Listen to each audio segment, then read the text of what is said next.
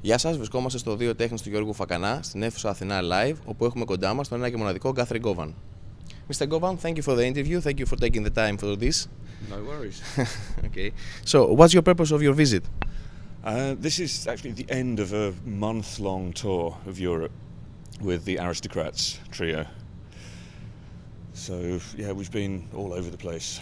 But I think you've been here before, once again. Yes, I first came here, I think, maybe February of this year, just to jam with Yorgos and his band, which was quite an experience, because Yorgos obviously is quite the beast in the fusion world, and he writes very, very bewildering, complex arrangements. So we had this thing where Yorgos and the guys would learn some of my tunes, and then I would learn some of his.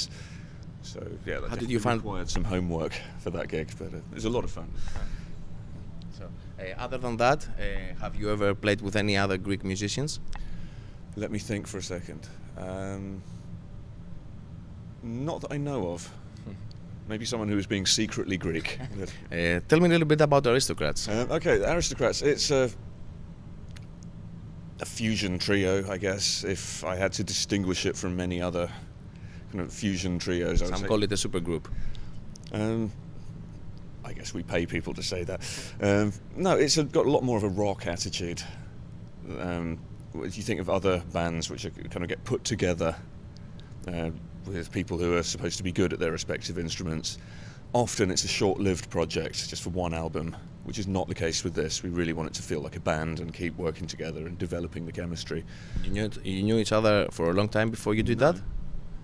No, that all started kind of January of last year. We kind of played together almost by accident.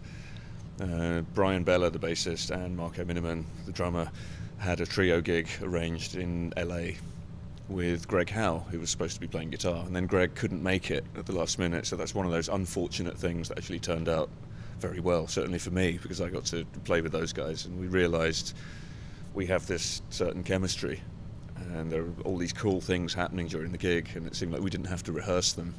They just kind of did themselves, so it felt like we were all playing for the same reasons, I guess. And then as we got to know each other better, it seemed like we have the same kind of balance of priorities, like where it's important to try and play difficult music properly, but also not take yourself seriously. We're all huge Zappa fans, and that kind of balance of humour and accuracy, I guess, coupled with this sort of noisy, raucous, rock attitude, maybe that's... And how did you come up with the name? We have some pretty X-rated song titles. Can I say rude stuff on your show? The obvious one would be Marco's song Blues Fuckers, and that's the reason our debut studio album got a parental advisory sticker and warning on the iTunes store, even though there's not a single lyric anywhere on the album, so we're all very proud of that. But there are a few other questionable song titles, and when the band was kind of being born, I guess, when we were preparing for our debut album, everyone in the band writes, so we were exchanging demos and we'd get this, what's this? Oh, this is called See You Next Tuesday, this is called Sweaty Knockers, and I just jokingly emailed the guys and said maybe we should call ourselves the Aristocrats, you know, in honour of the joke. I don't know if the joke is popular in Greece, it should be, you'd like it, but you don't know it. Yeah, no. Okay, it's not a great joke. I would say it's the equivalent of the 12-bar blues, but for stand-up comedians. So everyone knows how the joke will end. It's not a remarkable joke. It's all about how you tell it. I would suggest that any of your curious viewers should just Google the joke. They made a movie about it. Okay. Lots of great stand-up comedians doing their version of this joke. Okay. More than that, I should not say. So, let's talk about guitar, your career. When did you think it was your first break in the music industry? Hard to say, really, because of the way I started. I never really started playing guitar so that I could make a living out of it. I started because I was 3 years old and it made sense, and there was a lot of music going on in the house where I grew up. So deciding to make a living out of this came in increments. I guess it started probably when I was at university 20 odd years ago, reading English and realising I was feeling pulled in two different directions. Because like, playing music was something I'd always enjoyed, and people seemed to think I was capable of doing it competently. And then on the other hand, being at Oxford University reading this literature course, it's like I should just pick one of these things and do it like I mean it, instead of trying to do both. So I did this kind of foolish, dramatic thing. It's like, right, I'm going to leave university with no career prospects to look forward to and just see what happens. You were 20 years old then? Yeah. And then I worked in McDonald's for a while, and it was all very grim. In the end, I realised it's not like a normal career, like in banking or something like that, where there's an organised career structure and a ladder. No one is going to give you a job in music just because you would like one. So I ended up inventing one for myself. I thought, what is it that I can do that other people find difficult? I thought, well, transcribing. Because I'm completely self-taught, so my ear maybe has had to work a little harder than some other people's. And I've always found it relatively easy to transcribe stuff. So I thought, let's see if I can monetize that somehow. And ended up being the transcriber for Guitar Techniques magazine, doing a bit of private teaching. And then I guess the team of transcribers for GT magazine in the UK all ended up having a certain reputation for really caring about what they were doing and trying to make sure everything was accurate and taking a pride in the magazine. So the guitar schools started to notice this, and a few of them approached me and said, "You want to be a guitar teacher in our school here?" So I did that for a while, and through doing that kind of thing I started to meet more professional musicians who didn't play guitar, which is a very valuable lesson for anyone trying to do this. If you're a guitar player and you have a demo CD of you playing guitar, don't give it to other guitarists. The most help you will ever get from those guys is when they give you a gig that they didn't want. You need like producers and drummers and people like that. So that was one of the cool things for me working in this music school, I guess, and being able to meet the head of drums and the head of bass and do some networking. So it was through a connection like that I ended up playing in Asia. Those that band, and that was really my first experience of living on a bus and getting some air miles and all this stuff, and like the full-on rock and roll life on the road experience. And that was the point where I guess where anyone would learn whether it's the life for them or not. You either survive touring or you don't, and I discovered I can deal with this. I actually quite enjoy it. So yeah, I've been making noises ever since. Okay. So you obviously was raised in a period of time that there was no YouTube, no internet, so you have to learn anything by ear. Nowadays people turn to YouTube and see tutorials and leaks and stuff like that. Well, what do you think the difference is in the learning process now and then?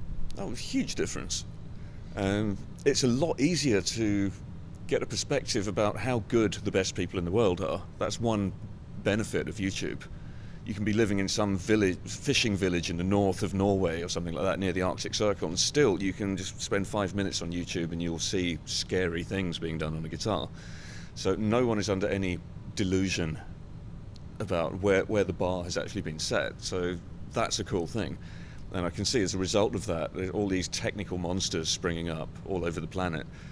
The worrying thing for me is when some of these young players decide that their goal in life is to be a YouTube player. It's like, I'll do some shredding in my bedroom with my webcam and then people will like it or I'll get a certain number of views, and that's kind of the career goal.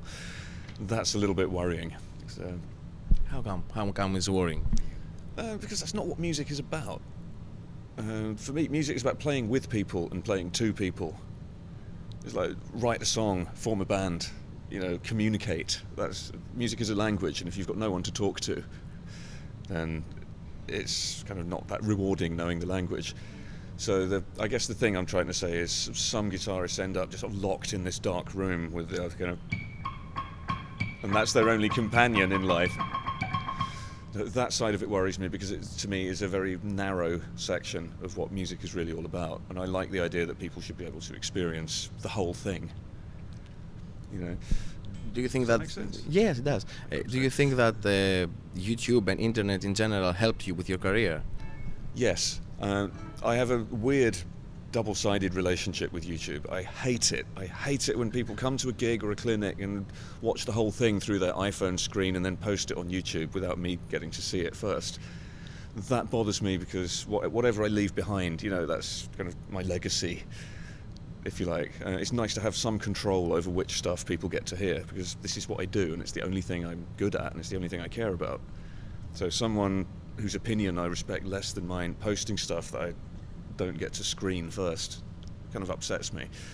On the other hand, there's some stuff on YouTube which has had millions of hits all over the world, and without that, I mean, I wouldn't be here at a music school in Greece, like gigging and having an audience and doing clinics and people come. So I'm kind of grateful for the positive side of YouTube, and at the same time wary of it.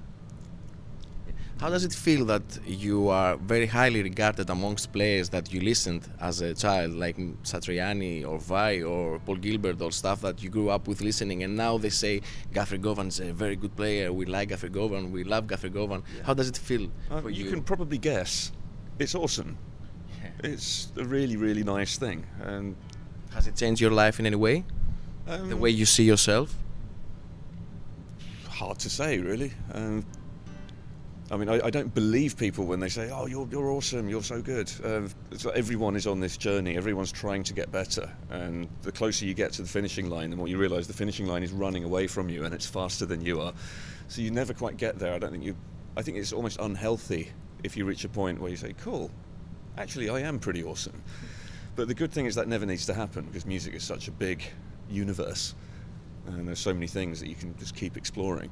So it's wonderful when someone says flattering stuff, but on the one hand it's moving and I'm grateful for it, and there's something nicely symbolic about a player who inspired me actually buying my album and telling me that they've listened to it and they enjoyed it. It's a beautiful thing. But generally I try not to take it too seriously when someone tells me I'm good. So let's talk about guitar a little bit. What's your gear? What do you use for this tour and in general? Okay, I guess we should say something about the controversial guitar.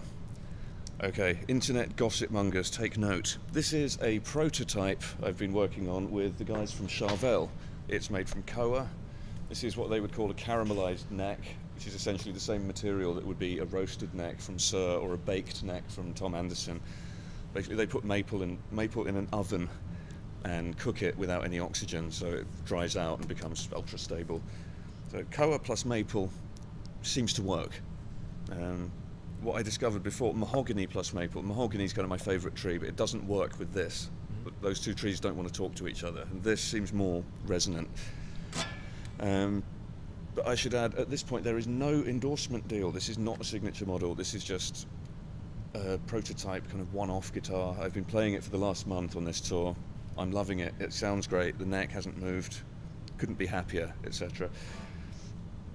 So, what else can I tell you about this? There's special pickups. You can't find them anywhere, but they're nice. At the back, you've got the tremolo thing, freaky looking neck joint. Looking tuners? Yeah. Yeah. 2-point tremolo? Yeah. But not the locking. It's 2-point tremolo, but with the vintage style bent saddles, which any sound special better gimmicks to me. on the knobs or something like that? No, it's a pretty basic 5-way kind of arrangement. You've got a humbucker, you've got that and that. You've got the telly kind of thing. And then a bit more of Knopfler world. And then...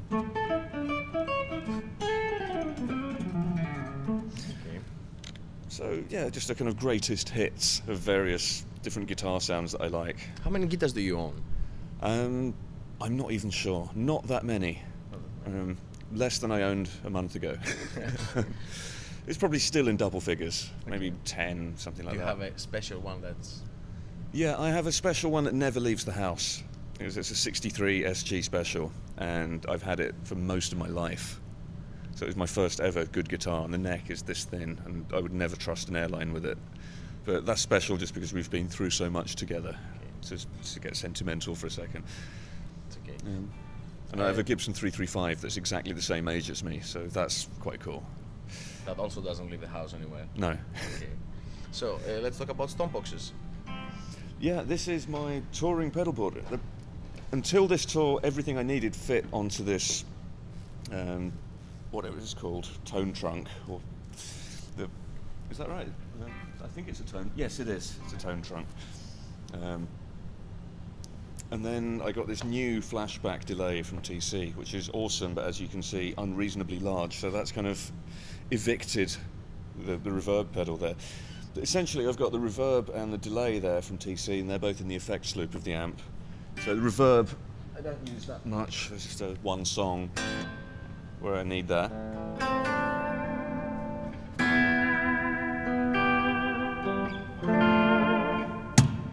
It's a little bit of...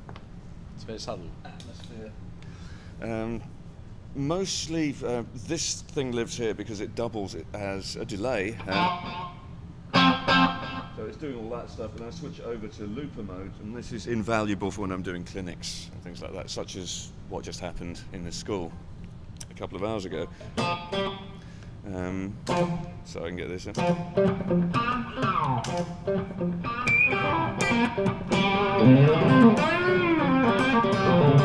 So when someone says, can you demonstrate this scale or this arpeggio, it's like, yeah, here's some context.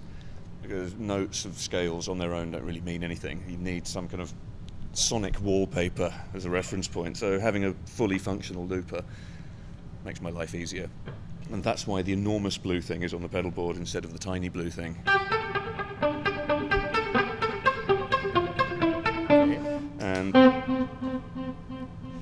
And then the kind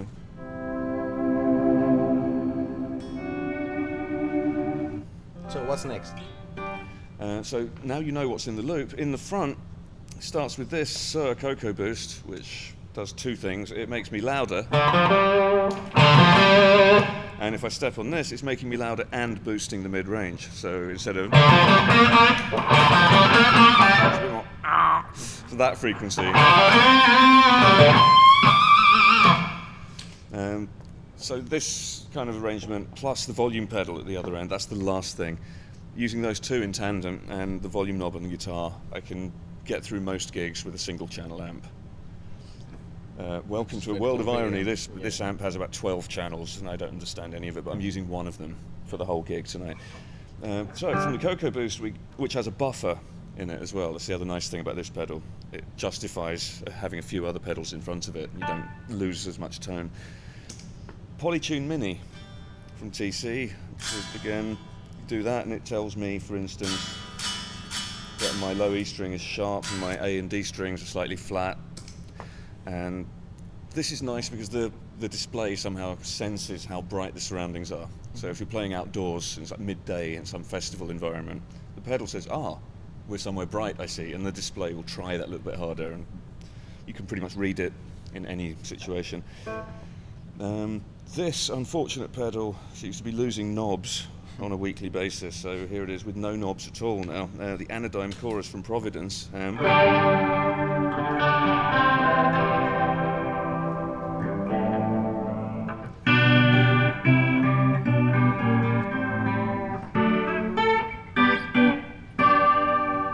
So it's just a fat, wide-sounding chorus. I would demonstrate the different things you can do with it, but I don't want to lose this setting, and I don't know what this setting is, so forgive me if I leave it there. Little envelope filter.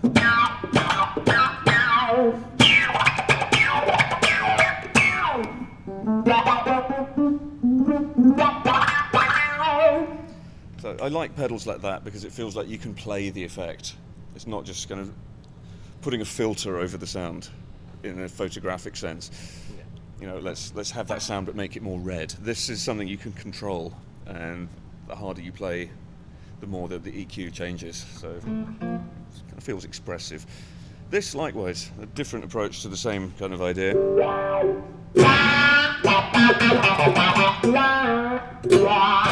Which is the Jerry Cantrell wah from Dunlop. Which I didn't expect that to become my favourite wah, but it kind of is now, just because it's so meaty sounding, and not so good for the kind of car chase stuff, but great for screaming rock, and that's essentially what I've been doing for the last month. And volume pedal, it's hilariously big, but it feels good. There's so much travel in this thing, and it seems to be indestructible, so that's the Dunlop volume pedal. And then that's the end.